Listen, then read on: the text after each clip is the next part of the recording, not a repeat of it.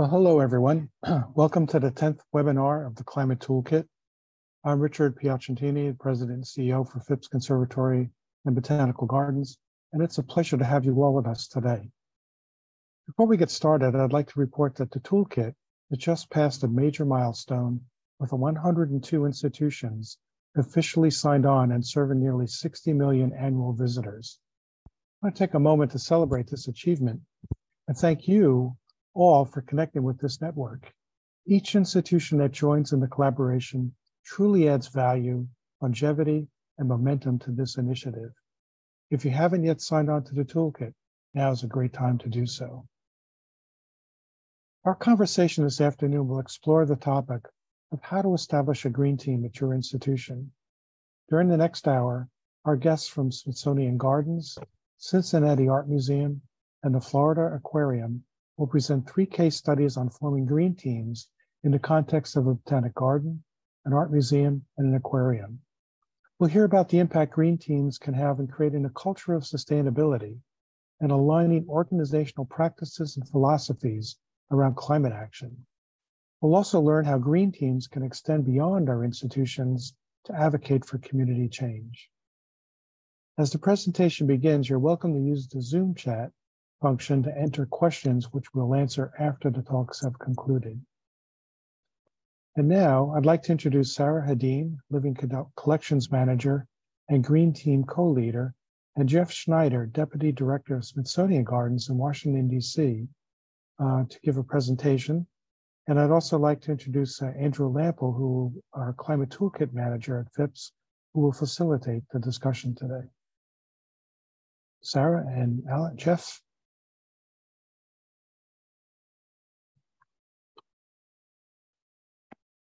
Great. Thank you so much, Richard, for having us here today. We're very happy to be here. Jeff Schneider and I are here representing Smithsonian Gardens. We have been with the Green Team since the very beginning, and so we have a lot of interesting information to share with you today. Unfortunately, our colleague Alex is not able to join us, but he is here in spirit. So I will forward to the next slide, and Jeff will take it away. All right. Thank you, Sarah, and good afternoon, everyone. I was just going to start off today's presentation with a little bit of information and background of Smithsonian Gardens before we move into more about specifically about our green team. Sarah and I are going to go back and forth a little bit, so you'll see us transition from one person to another. So to start off with, Smithsonian Gardens' mission is basically engage, inform, and inspire. And we have 3 main transformative goals. The first to be a public garden with global impact, the second to be a museum with a broadly recognized mission, and the third to be an institution with the resources to meet its vision and strategic objectives. So Sarah, if you could go to the next slide, please. So I'm not going to read all these numbers to you, but a few that stand out that I just wanted to share. The first of which is about halfway down on the slide, 26 million annual visitors. I'm going to get into that a little bit more, but in the last number here on this slide, the 22 museums and research centers. A lot of the visitors that we get here at Smithsonian Gardens don't actually come to visit the gardens. They come to visit some of the other 22 museums that we have. Our property is primarily around, our public gardens are primarily around the National Mall in downtown DC, as are the majority of the highly visited Smithsonian museums. So we're able to catch those visitors as they step onto the curb and walk through our gardens on their way to other Smithsonian buildings and museums, and that gives us an opportunity to teach them something about gardening or plants or something else. So really great opportunity. Not many people can say that they have 26 million people walk on their through their gardens each year. So Sarah, next slide. So little bit more about Smithsonian Gardens and how we're broken down. We care for about 180 acres of gardens, again, around those 22 museums and support facilities. We do have a greenhouse facility about 10 miles southeast of downtown DC, actually in Maryland, little over an acre of cover. They do a few things for us. One, they produce all of our seasonal plant material. They run our interior plant program that cares for the interior plants actually in the museums. From that facility, we have an orchid collection of about 6,000 specimens that they curate. And we also have a containerized tropical collection out there. And we grow pollinator producing plant material for our tropical butterfly house that's in the Natural History Museum. So we have been around for 50 years, and we are an accredited museum by the American Alliance Museums. We've been that for about 10 years now. Just recently went through our reaccreditation process. So we're broken out. We have our greenhouse facility. We have a gardens group that takes care of all the exterior public gardens around the museums downtown.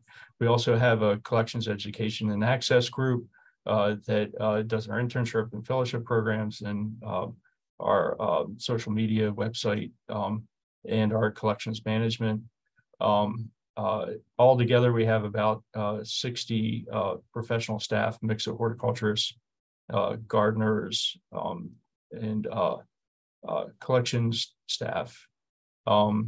So Sarah, if we could go to the next slide, please. Sarah, I believe you're going to talk a little bit about the history. Yes. So getting to the green team part of things, so that gives you a great overview of who we are as an organization and how we fit into the large and vast Smithsonian Institution campus. So the green team was established about 15 years ago in 2008. And from the very beginning, it was a staff-led effort, a grassroots effort, a bottom-up effort, which made a lot of sense when we first started because we felt like we could accomplish more. We were very passionate about trying to be sustainable and trying to be a green operation. So all of our staff functions have been represented on our green team. There's about 20 members, which is about a third of our staff, which has been pretty consistent over the 15 years that we've had this team together, which I think is really fantastic because it shows not only the horticulture side, who of course are very invested in being a sustainable operation, but also all of our other functions as well. So it's a well-represented team. We also established a charter so that we can outline what our goals are, and it also lists who our team members are. And at the point when the green team was started, the Smithsonian Institution as a whole was only recycling paper and cardboard. So you can imagine how far, and the Smithsonian's a large institution, so it takes a long time for organizational change. So now we're composting the food waste in our museum cafes, and we're composting all sorts of things and recycling things. So we've come a long way since 2008, and I think gardens has been a big part of that. So we're very proud of that. And we also, if you see on your right here, we created a green team logo. So we have some brand identity. So when we're out in our spaces with our Smithsonian colleagues, we have, our we have buttons that we wear when we do events like staff events. So they know that we're composting, recycling, and helping with that staff event to be as sustainable as possible. And probably the most important thing about having a team and creating a strong team is making sure we're training and educating. So that's always been a really important component. It's not just about the work, it's about training and learning and growing together. So that's, to me, one of the most important take homes. And Jeff, this is you. Yeah, thank you, Sarah. So I'm just going to talk for a minute or two about the early days. So just keep in mind, Sarah said the green team's been around for about 15 years. So these are some of the first things that we took on and accomplished. We had a long list of things. When we started this green team, the group, the original group came up with a long list of things that they wanted to do. And we had to pare that down, and I suggest this to any green team that gets started is to kind of look for that low hanging fruit. What are the big things that you can accomplish relatively easily to get some traction to show that you're moving forward before you tackle the really difficult things. And for us, it's a short list of some of that low-hanging fruit. The first of which is composting all our green and brown waste. And that sounds obvious now, but back 15 years ago, most of our green and brown waste, to be honest, went in the dumpsters, and it was rather embarrassing. So logistics are somewhat of a challenge for us, and I'm going to get into that a little bit later in the slide. But we found a way to be able to collect and to recycle all of our green and brown waste from the gardens and the greenhouses, which was huge for us. The other thing that we did, all of our mowing was done by a contractor. It's still that way today. We have 5-year contracts for mowing. When the contract was up for bid, we took the opportunity to completely rewrite the scope of work and basically excluded any gas-powered equipment. And we didn't mandate what type of equipment the contractor had to use, but just that it had to be more environmentally sustainable than gasoline. You can see here in the picture on the top, riding mower, zero-turn mower fueled by propane. Again, that picture was taken probably almost 15 years ago. So the other piece of that contract that helped us out is we extended, at the same time, we extended the number of days between our mowing cycles, and that saved us a little bit of money on the contract, and in turn, we turned that money around and put it towards making the contractor use sustainable equipment, whether it's propane or battery powered or something else. So in the end, the contract ended up being the same. We mowed less often, and the contractor used equipment that wasn't fueled with gasoline. At the same time, we took a look at all the equipment that our staff was using internally, backpack blowers, handheld blowers, string trimmers, those sorts of things. And we started purchasing battery powered equipment to replace that or support it. We didn't take it away from people right away. We gave them the choice and just asked them that whenever they possibly could to use the battery powered equipment, and it only touched the gas powered equipment if they absolutely needed to. Again, this was 15 years ago. Battery powered equipment has come a long way since the first set of equipment that we purchased.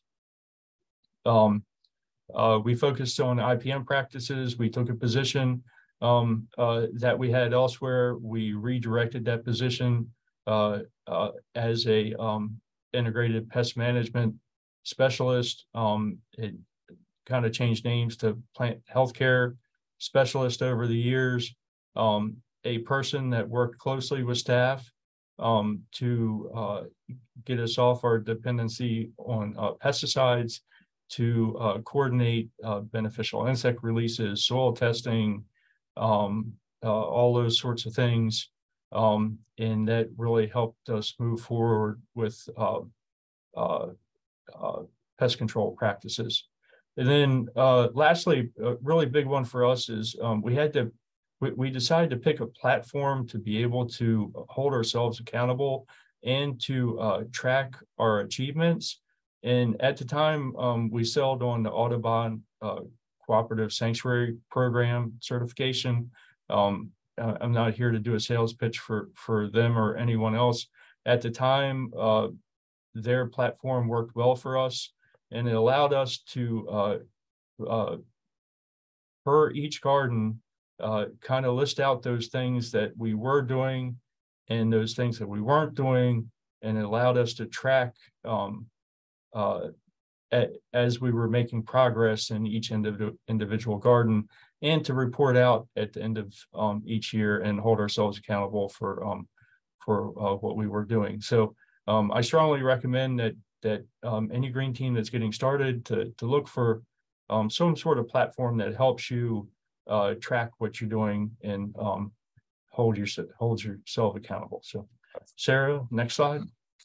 Yeah, so where we went next, kind of our middle years, we did a lot of outreach with school groups. We had various different programs, Garbage to Gardens, which is highlighted here at the top, where we're teaching young kids, school-age kids, about how you can reuse materials, how you can compost. We had Earth Week. We also talked about happy habitats. We did a lot of programming, which was great, lots of hands-on.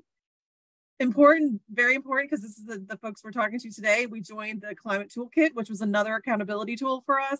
So that kind of moved us beyond where we were with the Audubon Cooperative Sanctuary. And then we moved into the Climate Toolkit environment, where we were holding ourselves accountable in specific areas. Also really important is we did a lot of field trips. We did field trips within the DC region, which was like a wastewater treatment plant, which is very eye-opening. We went to the recycling transfer station, again, really eye-opening. We did some phenology studies out on the eastern shore of Maryland, and we did some, we also did the Anacostia Riverboat Tour, which is one of our waterways in DC that had been very polluted, and we've seen how it's really turned around. And finally, we went to a couple Smithsonian-based educational outreach center, as well as a conservation biology center. So we really did a lot of in-person learning with our team to help us see things in a different way. Another really important thing that we did prior to the pandemic was, and right around the pandemic, was Drawdown, which is an excellent book that lists really positive ways to look at climate change and actions that you can take. And that was a wonderful group discussion. And so we got a lot out of that, excuse me, which led us to doing an audit of the American Public Gardens Sustainability Index, which is the current accountability tool that we're using, which I'll talk more about in the next slide. And we also have tried to leverage grant funding, whether it's internal or external, to help with some of these larger scale projects related to sustainability. And the largest one we got was a rainwater harvesting system, which is a cistern below grade that supports watering our orchid collection that Jeff had mentioned at our greenhouse facilities. It's a 10,000 gallon tank. That's been incredible. So we have reduced our potable water use, and orchids are very susceptible to the additives to a potable water, city water. So it's been incredible for our collection. And then as we're doing redesigns or rethinking our garden spaces, we're always thinking from a sustainability and a climate change mindset. So we're trying to make those spaces more resilient, especially in light of climate change and weather pattern changes. And so I think it's just been phenomenal in terms of the kind of growth that we have been able to find. And I think this recent growth that we've really found is because of just now we're taking more of a top-down approach versus always the bottom-up, which you're always pushing up. So now it's kind of going both ways. So I think there's a lot of traction now for really an organizational change towards a sustainability mindset. I'll just talk very briefly about this new accountability tool that we're using. It's, as I mentioned before, through APGA. And we've decided as an organization after a one-year study to focus on 4 of the pillars. I'm sure 4 attributes, there's 12. And we decide for 2 years to focus on biodiversity and conservation, IDEA principles, outreach and education, and materials management. And so that helped us kind of tackle how we think about these things within our operations, and then how we can hold ourselves accountable, which is we just started this year a yearly scorecard where we're measuring not only those 4 attributes that we focused on, but all 12. And so we can see in our operations from year to year when we're making improvements, and we're also seeing where we're tackling some big objects and projects. Another more in-depth look at a materials management. And so it's how we've been rethinking our horticultural plastics use. I know for many gardens, this is a large issue, and you did a great job in an earlier webinar highlighting Missouri Botanic Garden as a case study. And so we watched that as a green team, and we were really inspired. And so now we've really changed our mindset about how we're thinking about plastics. Also during the pandemic, we encountered just supply chain issues with getting our plastics. So it really actually forced us to rethink this. So now our approach is to purchase higher quality plastics that can be reused over 3 to 4 years and can be washed. Right now we're hand washing, not only the trays and the pots, But we've also just recently purchased a pot washer similar to the one that Missouri Botanic Gardens highlighted in their case study. And then we're also trialing alternatives to plastics. You can see on the right-hand side, our grower Jill, she's using fiber pots in our poinsettia production. We're also using terracotta pots in our orchid collection to try to reduce our plastics use. So we're really making good strides here. And we know it's a challenge for many gardens. And so we're trying to tackle it from a way that makes sense for us, since plastics are not really recyclable, especially the horticultural plastics. And then the last thing I'd like to highlight is a really exciting project. This is a solar charging station. And so this was a collaborations with an exhibit that Smithsonian had called Futures. And this was a gift from First Solar. And it not only is it the solar panels here on the top, but this part right here is actually a garden shed where you can pull an electric vehicle into, and it also has charging stations for our power tools, as Jeff had mentioned. So it's kind of like a little see-through shed that people can look in, and there's some interpretation there. And also these spaces here, this provides shade as well as the charging station, and there's a seating areas. And then our garden visitors, Jeff had mentioned, over 25 million people, they can sit here and charge their phones while they're in the garden space. So it's really been exciting. And this is what was a prototype. And so we're hoping to roll this out to some of our other garden areas in the future. And then Jeff is going to finish this off with some lessons learned. And I know we're about out of time, so I'll move quickly through these. So for us, as I mentioned at the beginning, logistics and infrastructure are huge. We have, with each construction project, our parking lots are going away.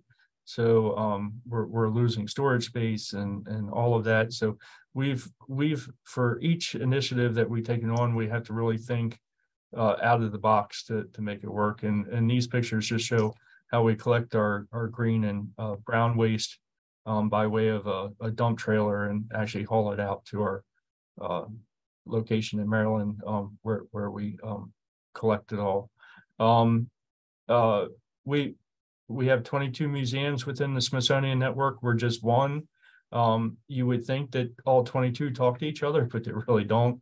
Fortunately, Smithsonian has started up a Smithsonian Sustainability Working Group, which we're part of, but really important to communicate with all of your counterparts within your organization and outside of your organization, to hear what others are doing and to kind of coordinate efforts.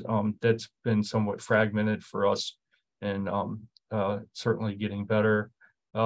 We started our green team as a grassroots effort, and it's really transitioned to needing leadership support, because the original green team didn't have the authority to really enforce things, and leadership. The leadership group really helps out with that. So you want to make sure that you have someone that can help drive these initiatives. Yearly metrics I talked about, it's really important to track what you're doing. And then lastly, and Sarah is really good at this, finding sources for funding outside of just operational budgets. There's a lot of people that want to give money to support sustainability initiatives, and you just have to go after them. And we've done a lot of things by outside funding sources that otherwise we wouldn't have even realized that they were available. So with that, I think that's it for Smithsonian Gardens. So yes, thank you so much. Yep, thank you. Excellent. Thank you so much. This was really a fantastic presentation. So next, we will be rolling over to Amy Burke, who is the Director of Visitor Experience at Cincinnati Art Museum in Cincinnati, Ohio. Amy? Sure. Thank you. Thank you all for attending this today. Our green team established, let's see, I'm trying to figure out how I get to the next slide here. Let's see. We established our green team in 2019. I didn't really quite have a plan in place on how I was going to do this. So this little slide is pausing and thinking back on how things actually worked out in the end. But essentially, I am part of our senior team leadership, and I went to senior team and said, hey, I think we should start a green team. And it was crickets was the response, right? And so the next week I went back and say, hey, does anyone have a problem if I start a green team? And so it was crickets again. So I just went forth and took that as a yes. So anywho, so we're a little scrappy still. Pandemic kind of set us back a little bit as far as building our momentum, but essentially, we did survey staff to see if there was an interest in this initiative. We found a lot of local partners. We researched funding sources. Some of that was accidental. And we had some training opportunities and pulled in different partners from the staff team to support us. And then Jeff mentioned in his presentation and their presentation that, to capitalize on the low-hanging fruit. And I would say also take credit for those happy accidents. It helps you build momentum. And then I can't stress enough the networking component of things. So I'll just summarize real quickly. We did do a survey for our staff, and just briefly, that pie chart down below there, that 67%, that was the 5 out of 5 rating for the importance of sustainability. So it really resonates with our employees. So it was kind of an important thing to do.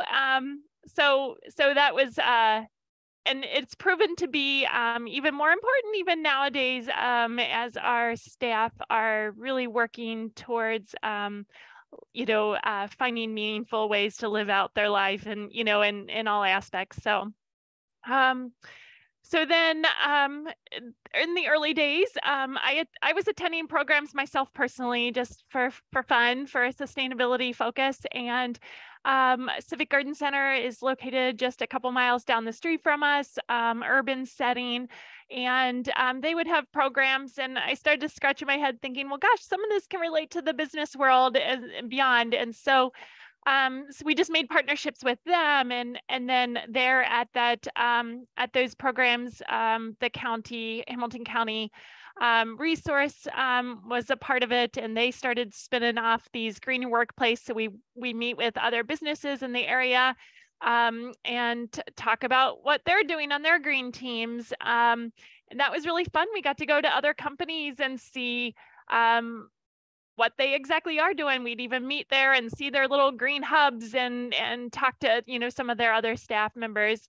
And then along the way, we did get recognized from our county for our early efforts. And so that helped build our momentum a little bit even more.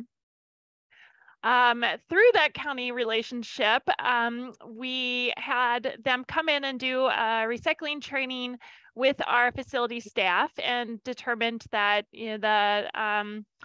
the cans on the floor, sometimes they weren't partnered with a recycling can. It would be just trash, and everything would get jumbled together. So we did learn about a grant through our county, and we're able to purchase these pretty trash cans and recycling cans that kind of partner together. And then as part of that, we mentioned it on our floor plan. And it seems silly and small, but it's a step in making this part of everything that we do, and kind of just part of an automatic process for the museum. And then that partnership, the networking kind of led to further things. Green Umbrella is a local sustainability organization, and they hold an annual summit. And at that summit, it was like a major company presenting about facility energy efficiency upgrades and, the evaluations, that sort of thing. And I stupidly raised my hand, and I'm like, so how do you get started? I'm not a facility person. What do I do? And so I don't even remember the answer. I'm sure it was over my head, but in the audience was the person, someone from Hamilton County, and they came up to me afterwards and said, Amy, you're interested in getting started, huh? And they offered a partnership with an intern program that they have. So the Cincinnati Art Museum paid 25% of the summer intern, and it was an engineering student. And so his first tackle was to set up our Energy Star portfolio manager, which would have been over my head digging into all of those bills for the museum's energy, electric, gas, water, trash, all of those. And so he set that up for us. And so that was great. And I'll touch on that again later. But and then the following year, we did that again. We had another intern, and our county has a workplace certification process. And so she helped us work through that, kind of identify where we are already checking the boxes and identify that low-hanging fruit that Jeff mentioned, and then looking for other ways to roll out some initiatives. So we did eliminate a lot of the trash cans at people's desk, and so they'll have a recycle can, and then they have a little tiny trash can that hangs off the side of their bin, and they have to empty everything in themselves and take it to a common area. So that also helped during pandemic times. You recall, all of us were cleaning furiously. And so that also helped our facility team, take off some of the pressure with them. So, and then meanwhile, we met with a solar guy. We had called in a company to evaluate our solar and likelihood of or effectiveness of putting solar on our roof. And he says, you don't have that much, great roof space, but let's talk about your lighting. And so we did do an LED project where most of our galleries are now up to at LED lighting. There's just a couple galleries left. And so these were just estimated early costs, or estimated savings early on. But I will say the really cool win is also just that mission-based win of, we had staff members who were art handlers who, we had to have, because they were lighting art, so they had to have that expertise in handling art. They were spending their time probably about a day a week, a full day a week, replacing light bulbs, hundreds of them on a regular basis. So now we can refocus their efforts elsewhere for that day a week and change those bulbs a lot less. We're not perfect. We're not quite there yet. We do have to replace some of the fixtures. The bulbs don't last as long without replacing those fixtures. So that's, down the line, but we're getting there and we're making some impact. And so, so what's important, science museums, gardens, aquariums, a little bit closer to sustainability is a little bit closer to the mission kind of talk, and art museums are just a little bit step further away. So whenever we can introduce, mission-based work into the process, it always is an easy win for us. So in this process, we did take time and review our trash bill. Turns out no one was looking at the trash bill. They were just always paying it every month. So we evaluated who was servicing us, how often, what we were paying for. And so we were able to save a little bit of money there. We got a refresher on what can be recycled. And then we got to actually tour our local recycling facility and see how things are recycled. It helps really one understand, why you can put something in the bin and not something else. And then it also in the pictures includes one of our corporate sponsorship staff members. And so this actually led to a sponsorship program with them for some time too. So that it's a win-win for all of us. And then we also looked for kind of some hard to recycle items. And we are so incredibly lucky to have Cincinnati Recycle and Reuse Hub in our region.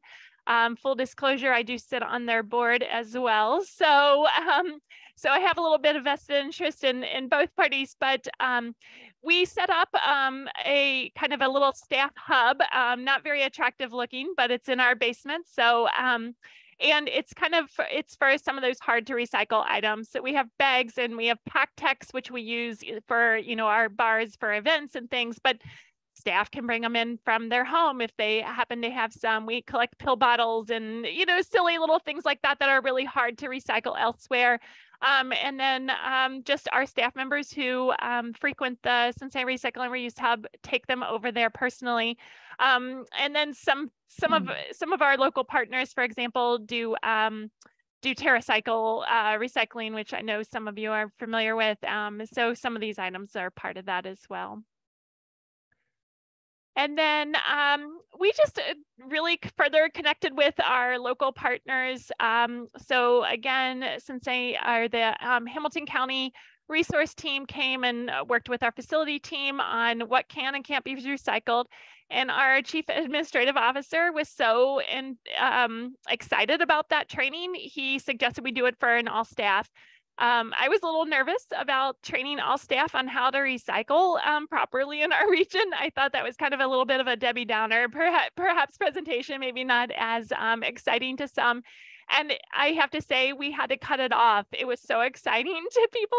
I mean, they were all talking about, what about my Pantene bottle? What about this? My laundry jug, can I recycle this? So it was really exciting and people really wanted to learn. So we're probably due for another one of those soon. So we'll revisit that. We had a team, our green team went over to our zoo, which happens to be top in the country for sustainability. So we met with that team and learned about their processes and how they came to be. And then we also had a zoo rep come over to one of our all staff meetings and talk about some of the mission-based work that they are doing as well. And then our Civic Garden Center local connection down the street, they came and just hosted lunch and learns where you could just bring your bagged lunch and, talk sustainability. And so there were different themes throughout that process. And then bees. We are lucky to have a 2030 district in our city. So Cincinnati's 2030 district called out and said, "Hey, Amy, you interested in bees?" And I'm like, "I don't think we are, but let's try it. Let's talk."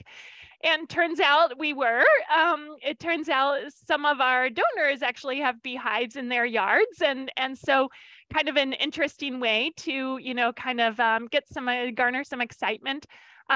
So we did have funding through a volunteer group that we have. They supported the first year of bringing bees onto our premises.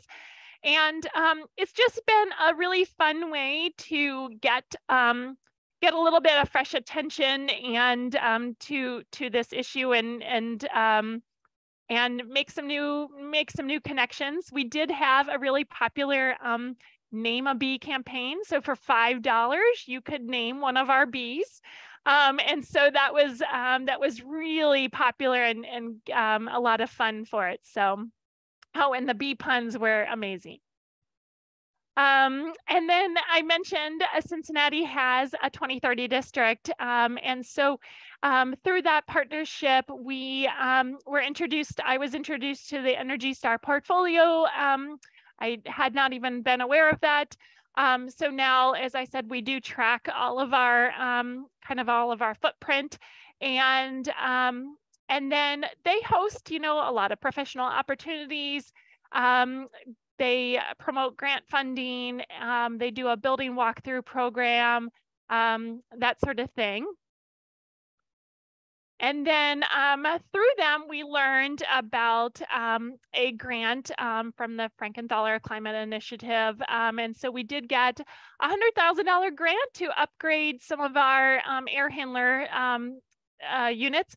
And then kind of spraying that along through the 2030 district, we did meet the team at Blue Ocean Solids. And we worked with them on upgrading our water treatment program for our cooling towers and boilers. And so that was a personal win.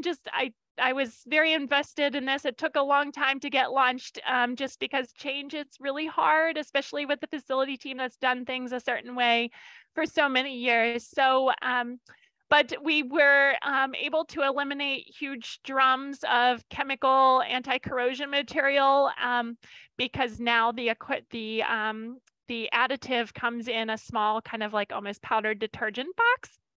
And so not only do we no longer have these big drums, but it also made the equipment more efficient and saves on the wear and tear of the equipment.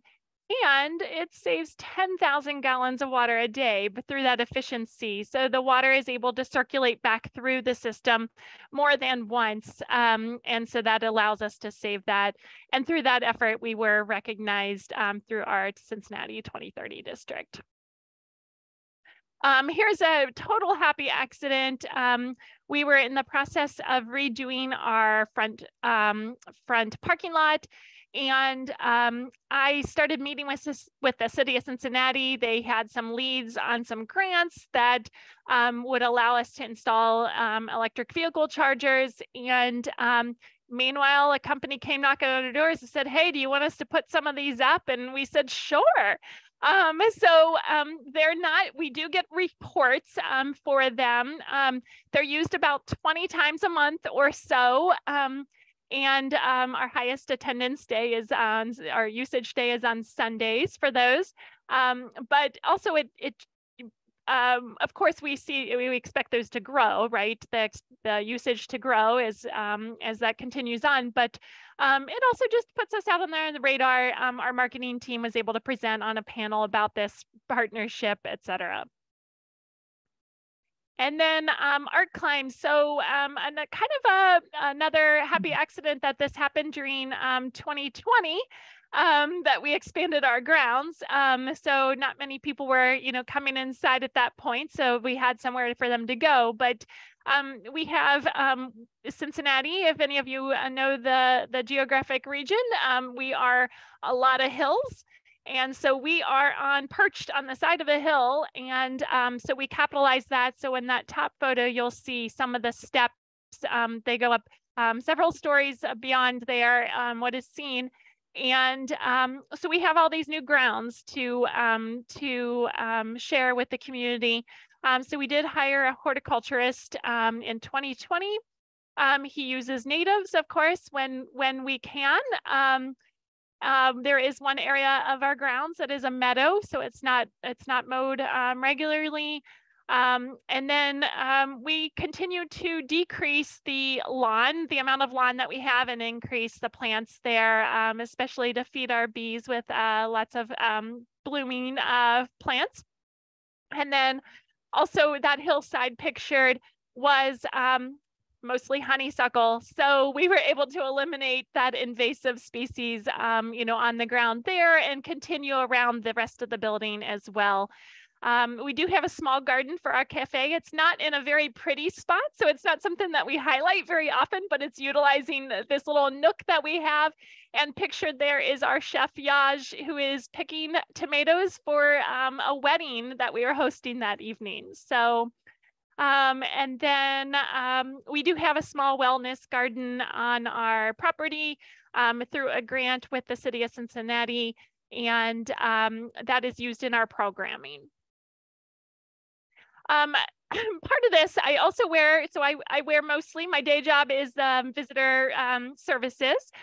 So it's important for me to keep that in mind. And so through this process, we did do some research through our partner Wilkening Consultants. And one of the questions they asked was, how important is climate change, or museums addressing climate change to our museum goers. And so data has shown that it's really resonating with our museum goers as well. So I'm able to use that and remind our staff that it is important for us to do this work. And then also the additional data points show that museums are really trustworthy in the public's view. So it's really important that we do the right thing in all that we do. So these two kind of go hand in hand.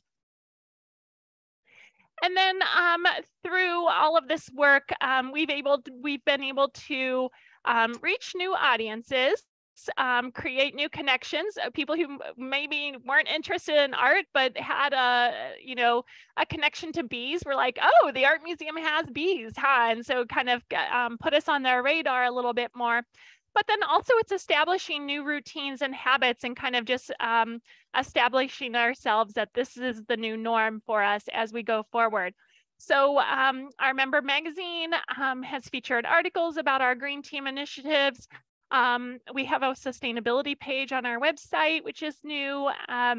We mentioned recycling on our floor plan, which I mentioned. And we do blog posts, social media posts, that sort of thing.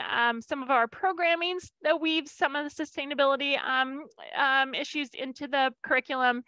And then we do have, we host green teams from the local universities this past year for tours and meetings. And so some of the other initiatives we've done, our Rosenthal Education Center, which is our kids kind of center. We partner with Indigo Hippo for used supplies, so a local little company. We do things like rehoming pallets, or we have upgraded our grounds equipment to electric-based equipment.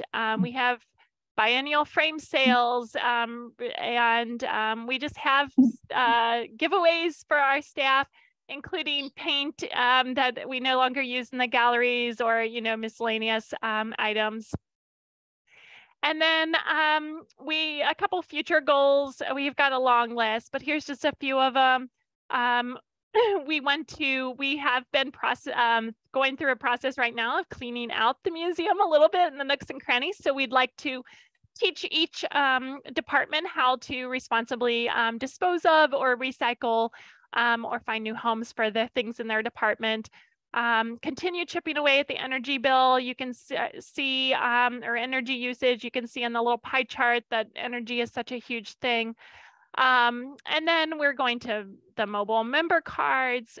We don't have a budget earmarked for sustainability kind of purposes, so we'd like to filter that into get us a little piece of that money pie. And then composting, we do compost a little bit on a smaller scale, and we'd like to restart those kind of efforts that paused during pandemic and kind of ramp that up a little bit. Green our events, which is really hard, and then reduce dumpsters after exhibitions. So I think that sums it up. I have my contact information there. If anyone wants to reach out, please do so. Thank you so much, Amy. That was a really fantastic presentation. All right, and for our third and final talk of the afternoon, we're going to roll over to Dr. Deborah Luke, who's the Senior Vice President of Conservation at the Florida Aquarium in Tampa, Florida. Debbie? Good afternoon, everybody. Can you see my screen? Just to make sure. Perfect. Excellent. Well, I know we're running short on time, so I will go through this pretty quickly for you. What I'm going to talk to you a little bit is I'm changing it up. I'm not calling it a green team. I'm calling it a blue team because we're an aquarium. So we change it to blue for us. So that's what we call ourselves. Same concept, different name. And I'm going to talk a little bit more about how to get the blue team going and how to get a sustainability plan going versus the accomplishments that were made as we progressed. So let me see if I can advance the slides here because they don't. All right, so what I would say to you is when you're starting your blue team or your green team, or you're starting a plan to move forward, you don't need to start from scratch. There are a lot of resources out there for you. One of the resources that I use, because I worked for the association, I was using aquariums for a decade or so, is the green guides that are there. There's templates there, there's ideas, all kinds of things in there that you can utilize and reframe to your needs. So I think you should look on, the climate toolkit. You can look at AZA's website. You can find a lot of different things, or reach out to colleagues that already have a team or plan in place to help there. You don't have to start from scratch. And then you move into auditing your own actions, and you'll be surprised. When I started on this about 3 years ago, I met with all the different departments in the Florida Aquarium, and it turns out we're doing a whole bunch of things in different ways, but none of it was organized. So it took a planning meeting to sit down and really audit what we were doing in different areas and putting all those down and then bucketing them into areas that really made sense from there. What we ended up doing was, once we bucketed all those areas, it became very clear that we were focusing on 9 areas. So you can see those areas here. First is awareness and engagement. That's both internally to our staff, our partners, our vendors, but also to our audiences that we have as an aquarium. We focus on chemical management, our construction practices, energy management as an aquarium. I'm sure you can imagine there's a lot of energy that goes into pumps and filtration and everything else that has to happen with that. Fleet management, we have a lot of vehicles. We also have a lot of vessels, boats that we take out. Innovation is critically important. It's an area that crosses all different areas, but it's really important to have called out in your plan. Then your purchasing and operations as a business. How are you handling those things, and how can you address sustainability or advance sustainability in those practices? Waste management, and then also water management. Again, aquarium, we use a lot of water, so how do we manage that better? And then what we did from there is, we don't have staff that are trained in sustainability. Well, we have one staff member who went to school for that, but really we don't have a bunch of experts in all those different areas. So we developed our blue team by identifying individuals who represent those areas best in our aquarium. So as you'll see there, awareness and engagement, our learning manager is serving in that capacity.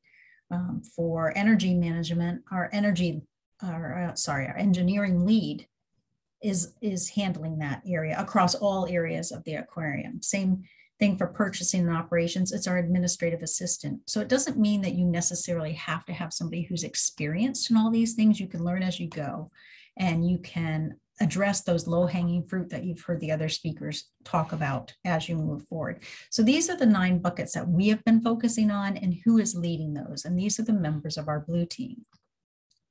And then from there, we actually built our sustainable business and operations plan. And we started with a 3-year plan, like from 2021 through the end of this year, 2023.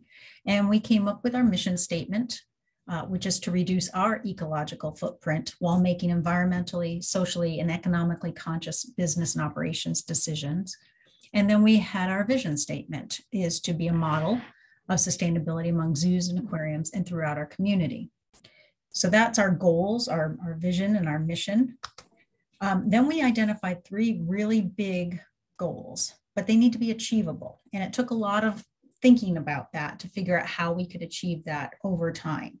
So it doesn't mean they're going to be done in this plan, but we did set dates, and we did that very carefully with the members of the blue team on what is feasible, what is not feasible. We also hired external consultants, who I'll talk about in a minute, to see how we can achieve these goals. And then we got board approval for this and support to do it, including budget items dedicated to this, so that we can accomplish this. So these lofty goals are to become single-use plastic beverage bottle free by the end of 2023. There's some things like chemical bottles and other things that we just are not able to get rid of at this time. To become a zero waste facility by the end of 2030, and to become a net zero greenhouse gas emissions by end of 2035. So again, very lofty goals, but ones that we feel are achievable as we move forward. Okay, slide.